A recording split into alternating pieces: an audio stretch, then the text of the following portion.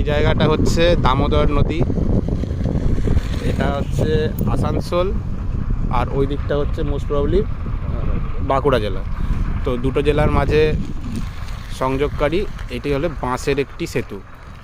কার পার হবে, প্রতি বছর ডুবে যায় জলে।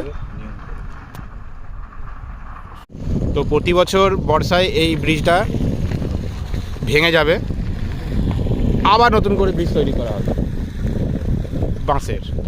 কিন্তু এটাকে পাকা করা হচ্ছে না কেন, সেটা নিয়ে অনেক দিন ধরে আলোচনা হচ্ছে, কিন্তু ফল আর হচ্ছে না। কিন্তু এত বড় একটা সিটিতে, যেখানে ফ্লাইওভার এত তৈরি হচ্ছে, একটা এই ছোট্ট ব্রিজ এপার থেকে ওপার খুব জোর 2 কিলোমিটারের মধ্যে হবে, 2 কিলোমিটার খুব বেশি হলে,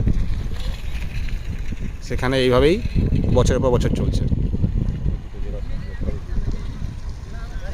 এই দুটো জেলা সংযোগ হয়ে গেলে সড়ক পথে লোকেদের সুবিধা হয়, অনেক সুবিধা হয়,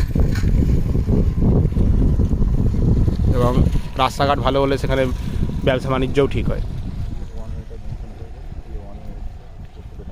এবং এটি ওয়ান ওয়ে, অনেকক্ষণ ধরে এই গাড়িগুলি দাঁড়িয়ে আছে, ওই দিক থেকে গাড়ি আসবে, তারপর এই দিক থেকে যাবে।